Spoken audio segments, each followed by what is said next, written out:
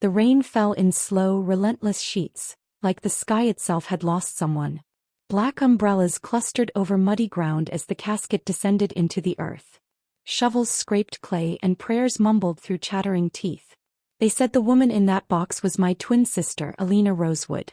They said she was gone for good. Before we dig deeper into the message that changed everything. If this story has you hooked already, hit that like button, subscribe for more stories that uncover the truth, and share it with someone you trust. Because by the end of this you'll question who you really can trust. I stood at the grave's edge, unmoving, fists buried deep in my coat pockets, trying to hold myself together. The knot in my chest pulsed with every heartbeat. My name is Maren Rosewood, 35 years old, born and raised in a town too small to matter, Maple Bridge, South Carolina. I've lived through pain. I've lived through abandonment. But nothing could have prepared me for this. Or what came next. As the pastor's voice blurred into the background, my phone buzzed. A message. Unknown number. I blinked through the rain and what I saw nearly drove me to my knees. I'm alive. That's not me. Don't trust them. That single message ripped my world apart. Because if Alina wasn't in that grave, who was? And who buried her? To understand how I ended up at that funeral standing over a lie, I need to take you back, to the house we never escaped. We were born minutes apart on a frost-bitten morning in November 1988, in a hospital that smelled like bleach and second chances. I came first, 8 minutes before Alina, and never let her forget it. Our parents, Daryl and Vonda Rosewood, were already bitter by then. Too young when they married. Too broke to grow into anything but resentment. Our home on Sycamore Street leaned with age and secrets. Winters meant sleeping in coats under thin quilts. Summers brought roaches, busted fans, and shouting matches that shook the floorboards. The walls were thin and hope was thinner. Alina and I clung to each other like lifelines. Where I learned to brace against the storm, she learned how to dream through it. She painted the future with crayons on peeling wallpaper. I patched leaks and blocked doors during our parents' worst nights. She was my softness. I was her shield. One Christmas Eve when we were 8, there were no gifts. Just a half-lit tree and the smell of burnt toast. Alina sat cross-legged beside me, her eyes wide and wet. "Did Santa forget us?" she asked. My throat tightened. "No," I lied. "He's just late. But I'm here. I'll be your Santa." And I meant it. That night, after our parents passed out in separate rooms, one drunk, the other silently seething, I snuck out. The sky was ink black, the creek behind our house barely a whisper beneath the ice. I gathered a handful of smooth pebbles with numb fingers, snuck back in, dried them on the radiator, and used my worn-out crayons to draw stars, hearts, and tiny flowers on each one. In the morning, I placed them in an old shoebox and slid it beside her under the crooked Christmas tree. Alina gasped when she opened it. "You made these for me?" she whispered, touching each rock like it was a gemstone. I nodded, swallowing the lump in my throat. She hugged me so tight my ribs ached. "You're the best sister in the whole world, Maren." That moment stayed with me. It was the first time I realized I didn't need to fix the world for her. I just needed to be there. And I always was. By the time we hit 12, we were already fighting to stay afloat. I delivered newspapers before sunrise. Alina babysat twins down the block. We kept our money in a rusty coffee can under a loose floorboard. Half for school. Half for escape. One day. The house never felt like home. It felt like something we had to survive. On the worst nights, when the shouting downstairs threatened to shatter what little peace we had, I'd drag the dresser in front of our bedroom door and pull Alina under the old quilt. Her breath would tremble in the dark as I whispered stories about a place we'd live someday. No yelling. No slammed doors.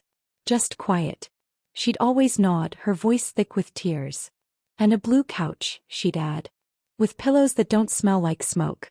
And books. My own shelf with books I don't have to borrow." That was Alina, always adding beauty to the brokenness. School showed how different we were. She lost herself in novels, underlining phrases like they were spells. I fixed bikes for the neighbors, got grease under my nails, and learned how engines thought. She taught me algebra with pennies on the floor. I taught her how to brace herself when Riverview Creek's current pulled too hard. One summer it nearly dragged her under. I jumped in without thinking, lungs burning, arms flailing. I hauled her back to shore. Shivering and gasping, she clung to me and whispered, "You saved me." She had no idea I always would. 18 came fast and with it a fork in the road. Alina earned a scholarship to Delacroix University in Louisiana. Her eyes lit up when the acceptance letter came, like someone had finally opened the sky for her. "I'm really leaving, Maren," she said, her voice part joy, part guilt. "I stayed behind in Maplebridge. Someone had to. Bills didn't pay themselves and Mama and Daryl weren't suddenly going to start trying. I picked up shifts at an auto repair shop, working long hours under busted cars and flickering lights, sending Alina money for books whenever I could. She called every Sunday without fail. 'Maren, you wouldn't believe this city,' she'd laugh. 'It smells like spice and wet pavement. There's music on every corner. And the river? It's loud, alive.' I'd smile at the sound of her happiness, even as I sat on our porch, surrounded by rust and silence. I worried the distance would stretch us thin. But she never let it snap. Then came a name that would change everything. 'His name's Jordan,' she said one Sunday almost too casually. "Jordan Wynn. He's in med school. From Carolina. His parents run a clinic. He listens to me, Maren." I said nothing. But something in my gut twisted. I didn't like it, not at first. Not because he was Jordan Wynn. Not even because he came from money. But because something in Alina's voice had changed. Softer. Dreamier. Like her roots were lifting from the ground. I warned her. "Don't lose focus, Lena. You work too hard to let some guy become your whole story." She laughed it off. "He's not my story, Maren. He's just in it." Still, when she brought him home for Thanksgiving, I prepared for the worst. But Jordan surprised me. He was quiet, respectful. Washed dishes with Mama like he'd grown up in our kitchen. Listened more than he talked. And the way he looked at Alina, like she was made of light and he'd spent his life in the dark, made me pause. They married under Spanish moss and sun-dappled trees 2 years later. I wore a borrowed dress and stood beside her as she shimmered in white lace, eyes brimming with joy. Just before walking down the aisle, she leaned in and whispered, "I'm happy, Maren. Really happy." And I answered the only way I knew, "Then I'm happy too." But somewhere deep inside me, a sliver of fear remained.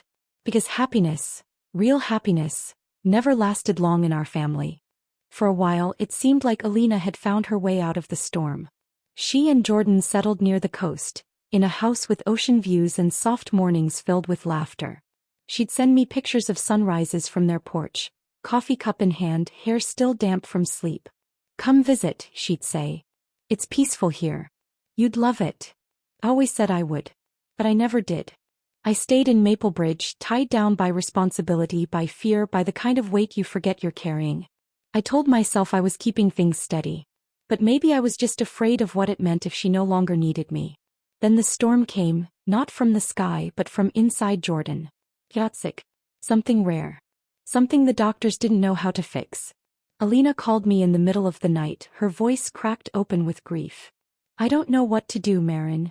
I can't lose him." I packed a bag and drove through the night, praying to gods I didn't believe in. By the time I arrived, Jordan was barely conscious. His last words were meant for me. "Take care of her." A month later he was gone. And everything began to unravel. Jordan's passing hollowed her out. She didn't cry much, not at first. She walked like she was underwater, slow and silent, as if any sudden movement might shatter her. I stayed with her for 2 weeks, making tea she didn't drink, folding laundry she never wore. Then came the call from the lawyer. Jordan had left everything to Alina. Not just the house, not just the accounts, but everything. $46 million. Real estate, shares in the Wynn family clinic empire, and his personal investments. Her hand crushed mine when we heard the number. "I don't want this without him," she whispered. I told her the truth. "He wanted you safe, Lena. He left you a life. You're supposed to live it." But we both knew money doesn't come without shadows. And soon they arrived, wearing familiar faces. It started small. A visit from our parents, Vonda and Daryl, standing on her porch with stiff smiles and 2 smooth words. "We're just here to check on our girl," Mama said, but her eyes were already inside the house. Then came the questions. Subtle probing. About wills. About assets. About things parents don't ask unless they're measuring what they stand to gain. That's when I knew they smelled blood. The day I saw the yacht, something inside me curled cold. It didn't belong in our story. Not in ours. It gleamed like it had been carved from a rich man's dream, polished wood, chrome rails, velvet interiors. A floating palace. This was Jordan's plan, Alina said, gripping my hand. He booked it before everything. Just us. To breathe. I tried to smile, but unease tightened around my ribs. You sure it's safe? She nodded too quickly. It's a short trip. Just the coast. We'll be back in 3 days. The crew was small. A weathered captain named Corwin and 2 younger deckhands, Miles the quiet mechanic and Drew barely 20 with hands that trembled when he spoke. They all avoided eye contact, but I brushed it off. We set off at sunrise. The water stretched endless and blue. Alina stood at the bow, braids whipping in the wind, her laughter tangled in the sea spray. Remember Riverview Creek? She called. This is just a bigger version. And for a while it felt like healing. We sipped juice, shared memories, and let the ocean lull us into forgetting. But I couldn't shake the feeling that the boat was carrying more than just us. It was carrying something dark. The second night the sky changed. What had been calm and endless turned bruised and restless. Clouds stacked on the horizon like towers ready to collapse. Wind clawed at the sails. The sea hissed like something angry beneath us. The radio sputtered, then died. The captain's voice stayed steady, but I saw it. The whiteness of his knuckles on the wheel, the flicker of fear in his weathered eyes. Just a squall, he said. But I didn't believe him. By dawn the ocean was a monster. Waves crashed over the deck like fists. The boat groaned with every blow, wooden bones threatening to break. I grabbed Alina's wrist as she slipped. Her eyes were wide, terrified. I can't, Maren. Hold on to me, I shouted, dragging her into the cabin, forcing calm into my voice even as my own legs shook. Then came the explosion. A crack from below. Loud, unnatural. Metal screamed. Miles yelled something about the engine. We lurched sideways. Water burst through shattered glass. Alina and I were thrown into the chaos. I shoved a life jacket over her, gripping her frozen fingers. No matter what happens, don't let go. She nodded, eyes glassy with fear. But then the wave hit. And we were gone. Cold. That's all I remember at first. A kind of cold that stabbed, not numbed. Salt burned my lungs as I fought my way to the surface, gasping, spinning, choking. Alina. I screamed into the roar of water and wind. The sea gave me nothing in return. Just floating debris. A splintered chair, the edge of a suitcase, a strip of canvas. No sign of her. I dove. And again. Arms aching, eyes stinging, lungs begging for air. Nothing. Alina. I hauled until my throat tore. Another wave slammed me under. The world spun into black. When I surfaced again, the sky had dimmed. My body clung to a broken plank, my mind fraying at the edges. Hours bled together. Drenched. Shivering. Alone. Then light. A spotlight swept the waves like a slow-moving eye. The Coast Guard. I raised a shaking arm, barely able to lift it.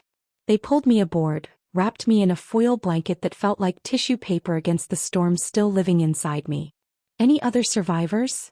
I croaked. The officer shook his head. So far, nothing.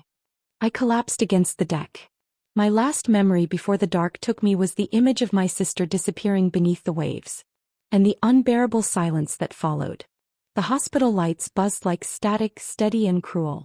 Machines beeped beside me, cold, mechanical things that didn't care I'd lost half my heart to the ocean. I kept replaying it, the wave, her scream, my grip slipping. I should have held tighter. I should have died too. 2 days later they came. Bonda and Daryl. My parents. Mama wore her church scarf, the one she only used for funerals and photo ops. Daryl had on his old brown jacket, the one that always smelled like sweat and gasoline. From the doorway they looked like grieving parents. But I knew better. Their eyes scanned me the way they always had, calculating, measuring, looking for angles. Mama sat beside me and laid a hand on my shoulder. Her voice trembled perfectly. Baby, we're so sorry. Tell us what happened. I told them pieces. The storm. The wreck. The noise. The silence. When I said I hadn't seen Alina after the wave, something flickered in Mama's eyes. Not grief. Relief. Daryl just nodded, his voice low and satisfied. Coast Guard says no one else made it. Then came the questions. Too many. About the engine. The radios. If I saw her go under. Each one slicing deeper than the last. And I knew. They were confirming the kill. They left the hospital before sunset, but Mama lingered in the doorway. "If you hear anything about her," she said, voice syrup thick, "let us know right away." I nodded, but inside I made a silent vow. They'll be the last to know anything. 3 days later the Coast Guard called. A body had washed ashore. Badly decomposed. No ID. No face. But the timing matched the wreck. The location did. I went to the morgue alone. The attendant pulled back the sheet. My legs nearly gave out. The body was bloated and colorless, the features distorted. Whoever it was had died violently.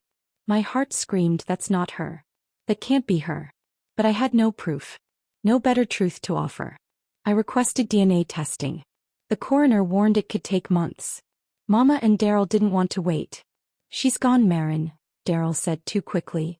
"Dragging this out doesn't help anyone." They pushed for a funeral. We buried the body in a storm, the rain cold and steady as the shovels thud against the coffin. People whispered prayers.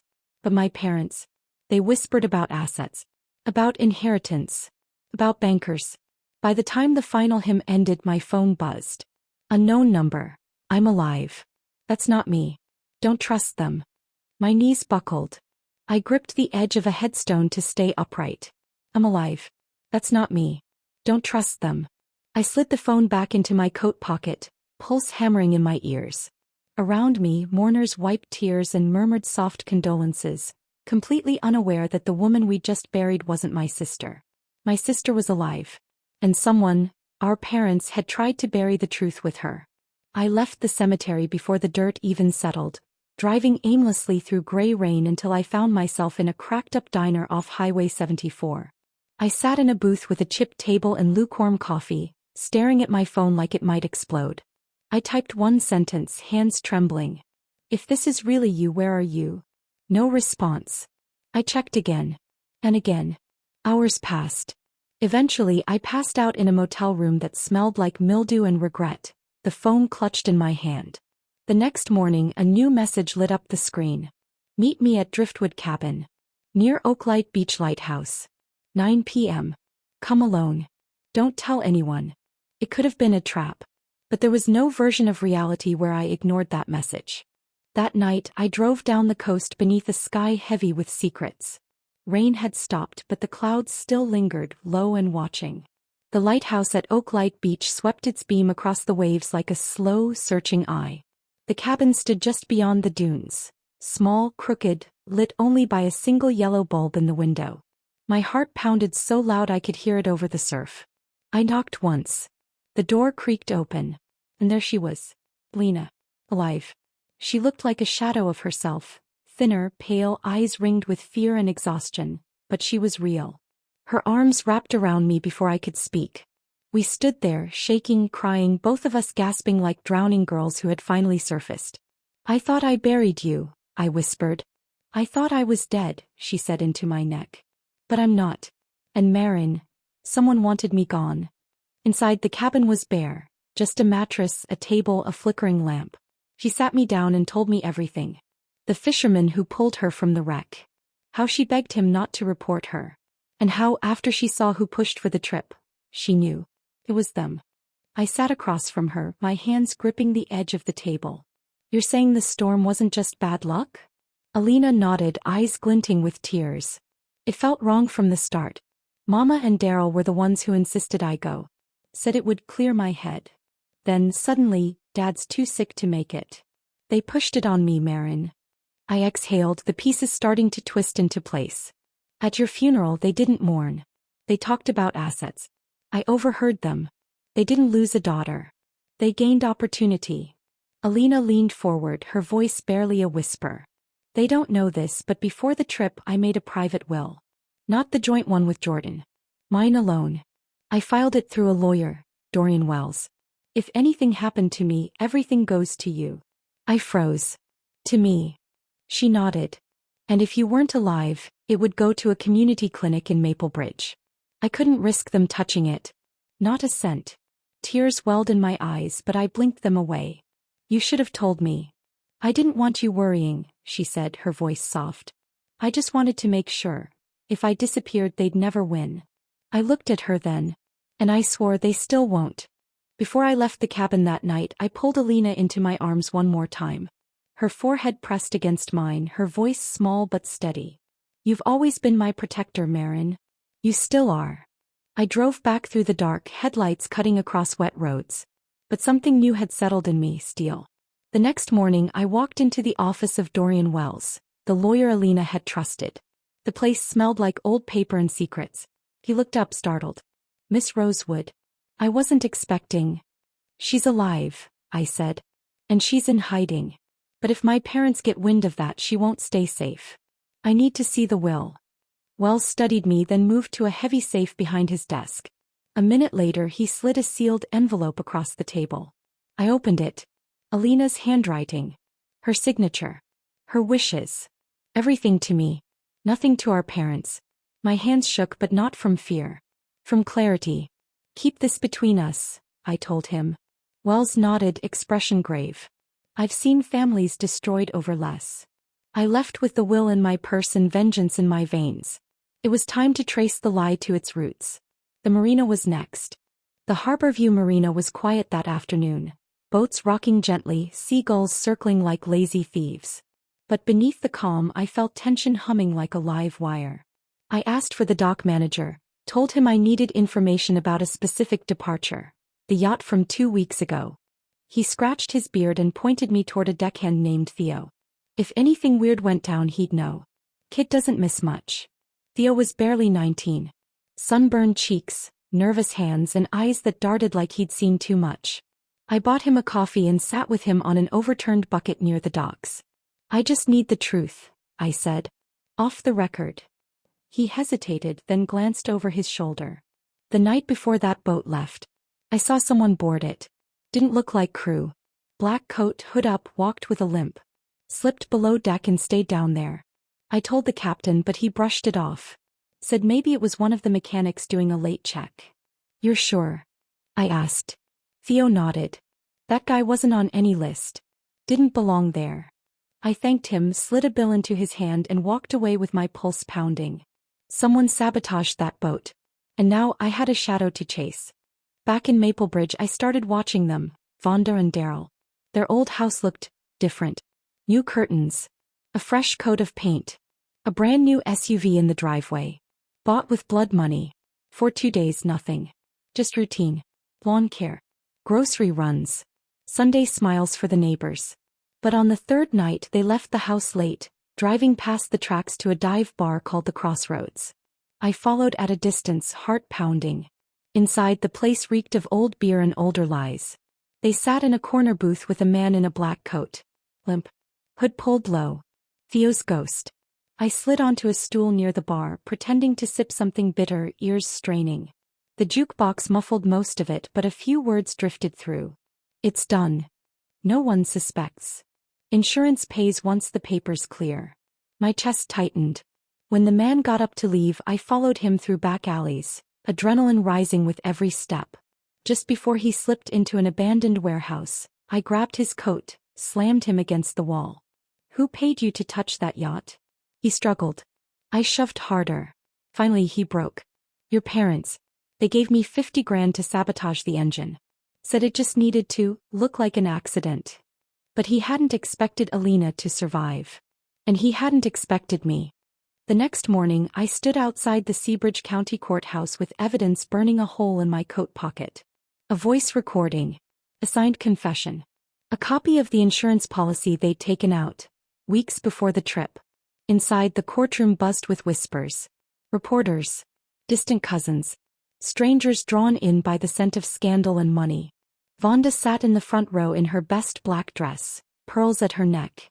Daryl beside her, starched shirt, tie just loose enough to look humble. They didn't look like murderers. But monsters rarely do.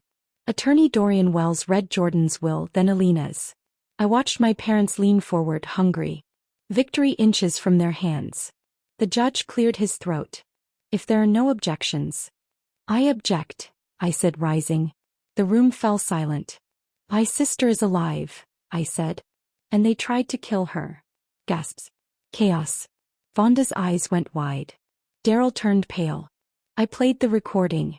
The saboteur's voice echoed through the chamber, trembling. They paid me to tamper with the yacht. Said it had to look like bad luck. I dropped the insurance file next. The judge looked at me. Where is Miss Alina Rosewood now? I turned toward the back doors. They thought she was gone. The doors opened. But storms don't bury the truth. They bring it to the surface. And Alina walked in, alive.